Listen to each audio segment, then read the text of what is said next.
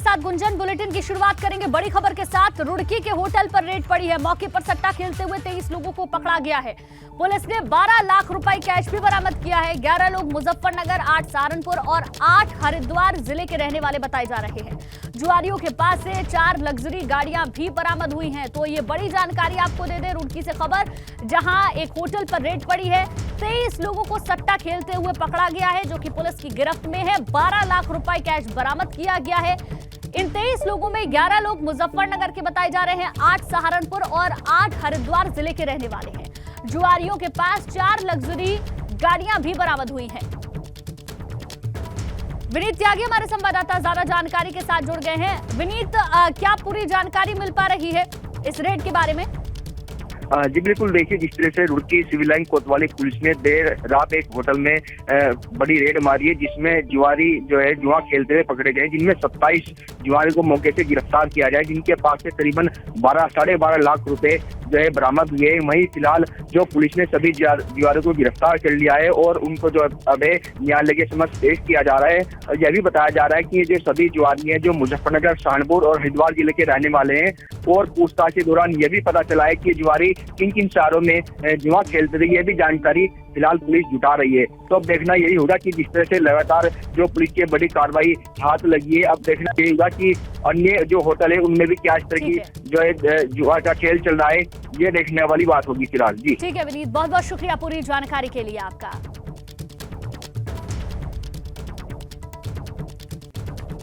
तो पूरा मामला रुड़की से, जहां 4 लग्जरी गाड़ियां बरामद हुई हैं, 23 लोगों की गिरफ्तारी हुई है।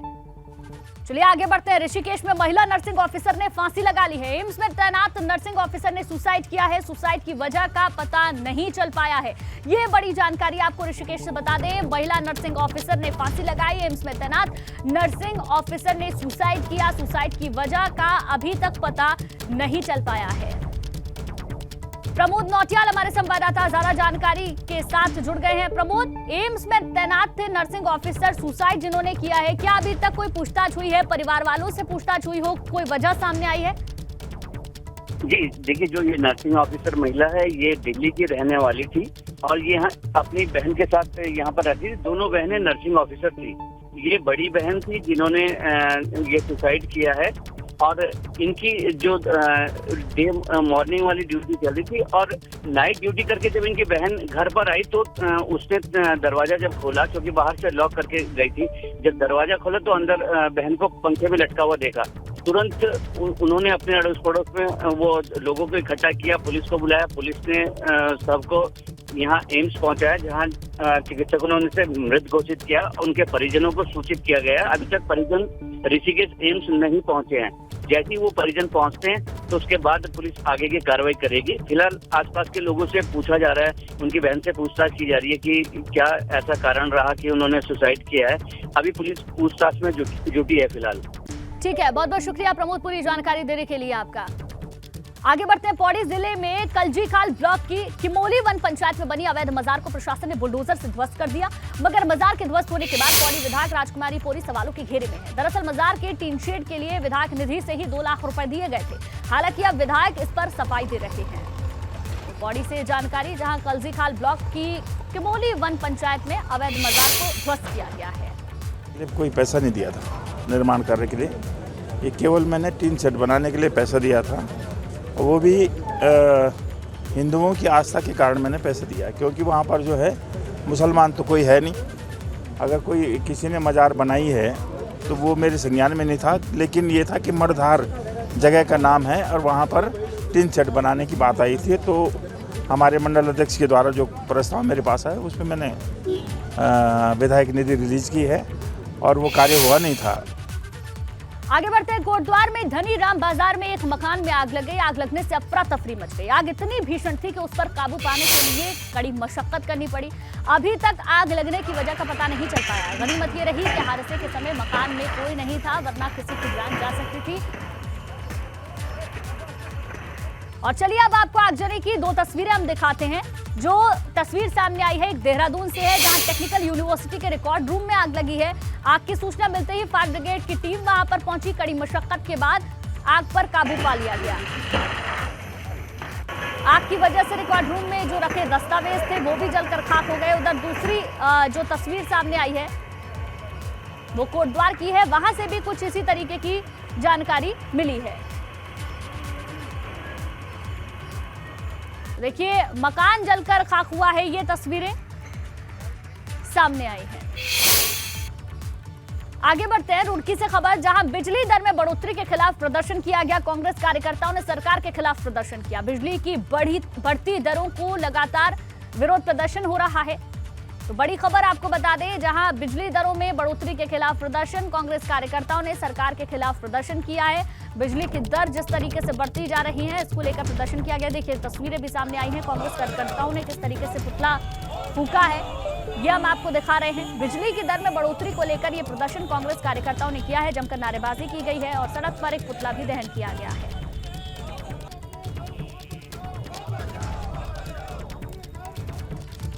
आगे बढ़ते हैं, उत्तराखंड में आईएएस वीक की शुरुआत हो गई है। आईएएस कॉन्फ्रेंस के शुभारंभ के मौके पर मुख्यमंत्री पुष्कर सिंह धामी सभी आईएएस अधिकारियों से रूबरू हुए।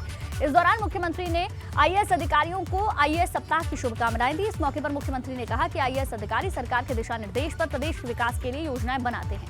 हाल ही में चिंतन शिविर में भी आईएएस अधिकारियों के साथ सरकार ने विकास योजनाओं को लेकर काफी चर्चा की है। बहुत सारे विचार बिंदु आए थे, बहुत सारे आगे करने वाले काम आए थे, उन सभी को यहाँ पर आगे बढ़ाया जाएगा। और सरकार का जो मंत्र है सरलीकरण, समाधान, निस्तारण और दूर दराज के गांव तक जाना, समाज के अंतिम छोर तक पहुँचना, अंतिम व्यक्ति तक पहुँचना, ग्राम सभाओं तक जाना, सुदूरवर्ती क्षेत्रों तक जाना, तो उसी पर हमारा फोकस है। साथ ही साथ 2025 का हमारा उत्तराखंड हिंदुस्तान का श्रेष्ठ उत्तराखंड हो, तब हिंदुस्तान का अग्रणी उत्तराखंड हो, हम पहली पंक्ति में हो, उसके लिए हम सभी लोगों को काम करना है। तो उसमें हमारे अधिकारीगण मुख्य रूप से उन्हीं को काम करना है, ऐड कर ले लेना, तो इस पर चिंतन करें और इस पर आगे बात बढ़े। उधर इस बार उत्तराखंड में उत्तरायणी पर्व धूमधाम से मनाया जाएगा, जिसके लिए सरकार ने विशेष तैयारियां की हैं। जो हमारे पंच प्रयाग हैं उन सभी स्थानों पर ये हो, क्योंकि उत्तरायण एक बहुत बड़ा हमारा महापर्व है। और जहां हम उत्तराखंड के अंदर इसको अलग अलग रंग से, कहीं उत्तरायणी के नाम से, मकर संक्रांति के नाम से, लोहड़ी के नाम से, कहीं पोंगल के नाम से, देश में हर जगह मनाया जाता है। तो हमारे यहाँ पर इसका विशेष महत्व है उत्तरायण का, तो इसलिए निश्चित रूप से ये हमारी संस्कृति का भी अहम हिस्सा है। तो ये आगे जाना चाहिए, इसको हम लोग पूरे धूमधाम से मनाएंगे। वहीं कारगिल युद्ध के शहीदों को पिथौरागढ़ में श्रद्धांजलि दी गई। पूर्व मंत्री विशन सिंह चुफाल ने कारगिल के शहीदों को श्रद्धांजलि दी और देश के लिए उनके बलिदान को याद किया।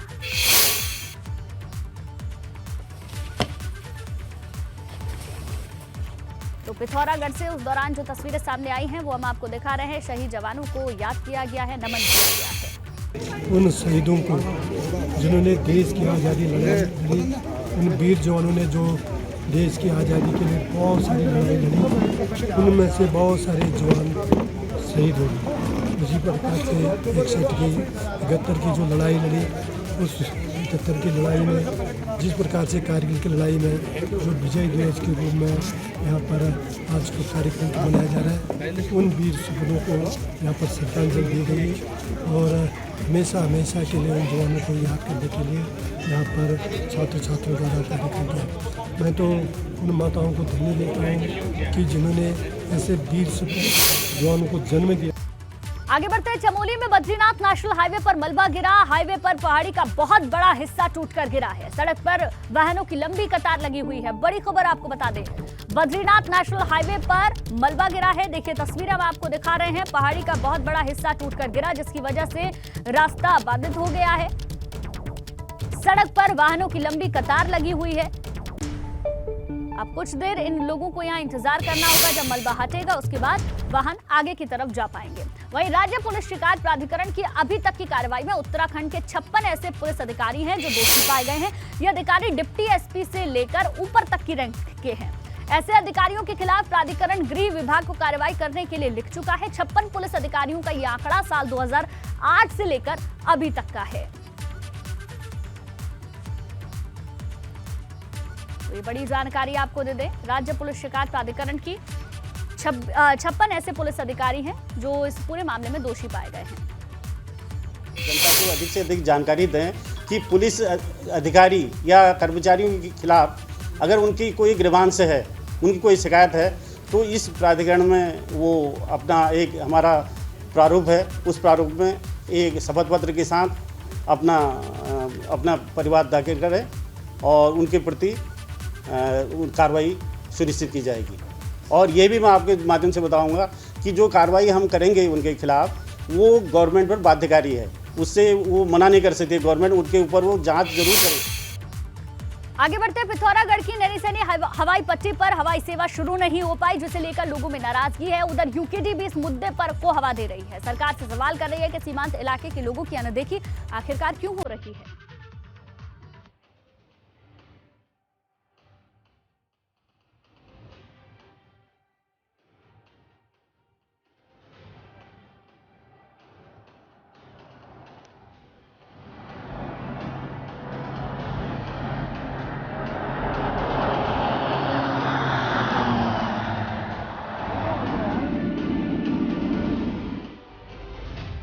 पिथौरागढ़ की नैनीसैनी हवाई पट्टी से विमान नियमित रूप से कब उड़ान भरेंगे, लोगों के जहन में इन दिनों यही सवाल है। हवाई पट्टी के विस्तारीकरण का काम अधर में लटका है, जिस वजह से लोगों की मुश्किल बढ़ गई है। दरअसल जिस जगह हवाई पट्टी बनी है उसके आसपास आबादी वाला क्षेत्र है। जब इन्होंने बोला एयरपोर्ट के अंदर जा रही है तो इसका एयरपोर्ट से करेगी बोला सर। हमने ITM आई तो बोलते हैं हमें इसका कुछ पता नहीं है शासन प्रशासन को। और हमारे मकान जो हैं बार बार पुराने मकान सब कुछ वहाँ हमारा जीना आराम हो रहा है, पटौर आएगी नाप रहे। हम कुछ बता रहे तो बोलते हैं कि भाई ये तो सब उठेगा। अब उठेगा तो साहब किसी का ये झोपड़ी तो है नहीं, यहाँ से उठ के चले पुश्तानी हमारी ज़मीन है, यहाँ पर हमारे पुस्तक नाम खा गए, सब कुछ कर गए और हमें इस प्रकार से सो रही है इनकी प्लानिंग करा दें। 2018 में 65 करोड़ रुपए की लागत से नैनीसैनी हवाई पट्टी का विस्तार किया गया था। इसका रनवे 1600 मीटर लंबा और 60 मीटर चौड़ा है। 8 अक्टूबर 2018 को यहां पहली ट्रायल लैंडिंग हुई। DGCA की इजाजत मिलने पर आखिरकार 17 जनवरी 2019 को पहली व्यावसायिक उड़ान शुरू कर दी गई। मगर यूकेडी इस बात पर सवाल उठा रही है कि यहां से रेगुलर उड़ानें कब शुरू होंगी। वो आपने एक 40 साल पुराना एक 9 सीटर जहाज चलाया, उसका पता था कि 40 साल पहले का है, उसमें मेंटेनेंस नहीं है और उसका एक दिन दरवाज़ा गिर गया, एक दिन वो फिसल गया। तो इस तरह से हमारी इंसल्ट की है इस सरकार ने, केवल पिथौरागढ़ की जनता की सुविधा के लिए, बल्कि यहाँ के लोगों की आबरू इज्जत के लिए कि इतनी इंसल्ट हमारी हो गई है कि इससे ज़्यादा क्या करोगे, क्या बर्दाश्त करोगे, इसलिए इस पर कार्रवाई होनी चाहिए।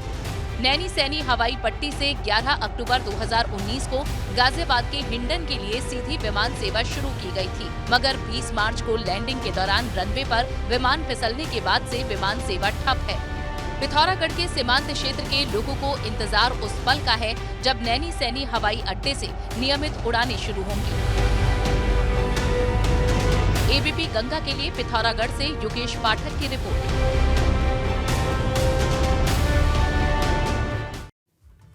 आगे बढ़ते हैं। पर्यटन मंत्री सतपाल महाराज पौड़ी पहुंचे। इस दौरान उन्होंने 7 करोड़ की योजनाओं का शिलान्यास किया। इसके साथ ही सतपाल महाराज ने जिले के तमाम अधिकारियों के साथ विकास कार्यों को प्रगति को लेकर भी समीक्षा बैठक की। इस दौरान खस्ताहाल सड़कों को लेकर सतपाल महाराज ने कहा कि जहां पर भी सड़कें खराब हैं उनकी मरम्मत होनी चाहिए। करोड़ 13,13,000 की सौगात मैंने पौड़ी को दी है, मुझे बड़ी खुशी हो रही है। और आज हमारे विधायक हैं सम्मानित, उनके साथ बैठ करके हमने पूरा विकास के जितने भी काम पौड़ी में हो रहे हैं, पौड़ी जिले में हो रहे हैं, उनका अनुश्रवण किया। हिदायत दी है कि एक योजना बृहद प्लान बनाया जाए जिसमें कि एक रिंग रोड का निर्माण किया जाए।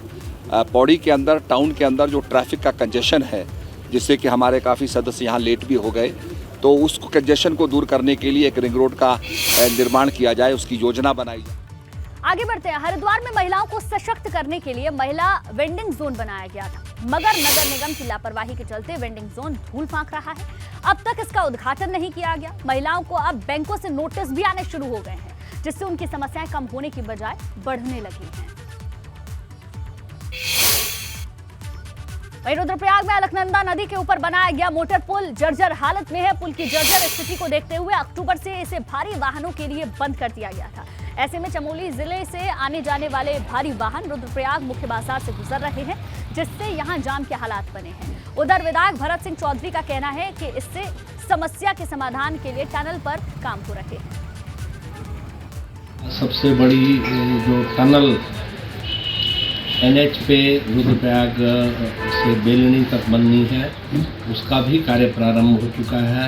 भारत कंस्ट्रक्शन कंपनी जो है नेशनल हाईवे अथॉरिटी के अधीन उस कार्य को प्रारंभ कर रही है। तो हमें उम्मीद है कि 2-3 साल के अंदर ये टनल बन करके तैयार होगी और रुद्रप्रयाग में जो लगातार जाम की स्थिति बनी रहती थी उससे भी रुद्रप्रयाग वासियों को छुटकारा मिल पाएगा। आगे बढ़ते हैं। रामनगर में प्रशासन ने धनगढ़ी क्षेत्र के किलोमीटर दूरी तक धारा 144 लागू कर दी है, जिसमें कोसी रेंज, सपुर्दली रेंज और धनगढ़ी क्षेत्र शामिल हैं। दरअसल एक क्षेत्र में बाघ के हमले की आशंका है, ऐसे में यहां पर धारा 144 लागू की गई है ताकि इंसानों की मूवमेंट ना हो। जून महीने से अब तक धनगढ़ी क्षेत्र में बाघ के हमले की 4 घटनाएं सामने आ चुकी हैं, जिसमें 5 लोगों की मौत हो चुकी है। लोगों का जमावड़ा ना हो, इस संबंध में सुरक्षा के दृष्टिगत इस कदम को उठाया गया है। हमारी कोशिश ये है कि चूँकि बाघ उसी क्षेत्र में बार बार दिखाई दे रहा है और धनगढ़ी से सटे क्षेत्र में कई सारी घटनाएं पिछले 1-2 महीने में हुई हैं, तो हमारी प्रायोरिटी ये है कि इसमें लोगों की और पर्यटकों की सुरक्षा को सुनिश्चित करते हुए उसको ट्रैंक्विलाइज हम लोग समय पर कर पाएँ। खबरों में आगे बढ़ेंगे। उत्तराखंड में विधानसभा की बैकडोर नियुक्तियों का मामला है। निलंबित किए गए कर्मचारियों को सुप्रीम कोर्ट से भी राहत नहीं मिली है। सुप्रीम कोर्ट ने विधानसभा अध्यक्ष ऋतु खंडूरी के फैसले को सही ठहराया। स्पीकर ने और सीएम पुष्कर सिंह धामी ने सुप्रीम कोर्ट के फैसले का स्वागत किया है। जितनी भी भर्ती प्रक्रियाएं जो भर्ती की जहाँ भी कमियां आई हैं, गड़बड़ियाँ आई हैं, उन पर एक तत्काल जो कार्रवाई हुई है और कठोर कार्रवाई हुई और भविष्य में गलतियां न हो, इसके लिए हम ठोस रणनीति पर काम कर रहे हैं, ठोस उसके लिए उपाय कर रहे हैं और पारदर्शिता से भर्ती हों, क्योंकि एक गरीब माता पिता के पास, उसके बेटे के पास, बेटी के पास अगर सबसे बड़ी कोई खूबी होती है, सबसे बड़ा कोई धन होता है, तो वो उसकी शिक्षा ही होती है। डबल बेंच था, उन्होंने उस पिटीशन को खारिज किया है। जब पिटीशन डिसमिस हुई उसके बाद जो पिटिशनर्स थे उनके वकील ने ये बात कही कि वो उस पिटीशन को विड्रॉ करना चाहते हैं, जिसकी परमिशन डबल बेंच ने उन्हें दी। इस निर्णय के लिए मैं सर्वोच्च न्यायालय का धन्यवाद करती हूँ। ये सभी उत्तराखंड के युवाओं की जीत है, उत्तराखंड के लोगों की जीत है। मैंने पहले भी कहा था कि कठोर निर्णय है, पर मैं कठोर निर्णय से लेने से पीछे नहीं हटूं। आगे बढ़ते हैं। टिहरी में होने वाली पुलिस भर्ती परीक्षा को लेकर पुलिस चौकसी बरत रही है। भर्ती परीक्षा को सफलतापूर्वक कराने को लेकर पुलिस ने सुरक्षा के तमाम इंतजाम पूरे कर लिए हैं। 18 दिसंबर को 20 परीक्षा केंद्रों में परीक्षा आयोजित की जाएगी। तो 18 दिसंबर को पुलिस भर्ती परीक्षा होनी है।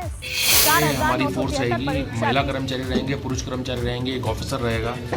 इसके अतिरिक्त पूरे 20 जो हमारे एग्जामिनेशन सेंटर्स हैं उनको सेक्टर, सब सेक्टर, जोन्स इसमें डिवाइड किया गया है और सब सेक्टर, सेक्टर और जोनल अधिकारी इसमें अपॉइंट किए गए हैं। इसके अतिरिक्त LIU को अलर्ट किया गया है कि किसी प्रकार की अफवाह अगर कोई फैलाता है, कोचिंग इंस्टीट्यूट हैं उनसे बात की गई है तो उनके खिलाफ भी कार्रवाई की जाएगी। आगे बढ़ते हैं। पंतनगर विश्वविद्यालय में तैनात डॉक्टर पर छात्रा ने यौन शोषण का आरोप लगाया था। उस मामले के सामने आने के बाद एक के बाद एक कई छात्र छात्राएं सामने आए हैं और डॉक्टर पर आरोप लगा रही हैं। अब एक और छात्रा ने ट्विटर के माध्यम से डॉक्टर पर गंभीर आरोप लगाए हैं। पुलिस ने ट्विटर का संज्ञान लेकर कार्रवाई शुरू कर दी है। एक और तहरीर आया सेम प्रकार का दूसरी छात्रा का, तो उसी प्रकार का उत्पीड़न का, मतलब अग्रवेटेड सेक्सुअल असॉल्ट का, उसके ऊपर भी हमने FIR कर दिया हमने। तो कुल मिला के अभी तक 2 FIRs हैं। उसके अलावा अभी संज्ञान में आया है कि एक ट्विटर के जरिए एक छात्रा ने एक ट्वीट किया है कि उसका भी उत्पीड़न हुआ है पूर्व में उसके उसी डॉक्टर द्वारा करके। तो हम उस ट्विटर का मैसेज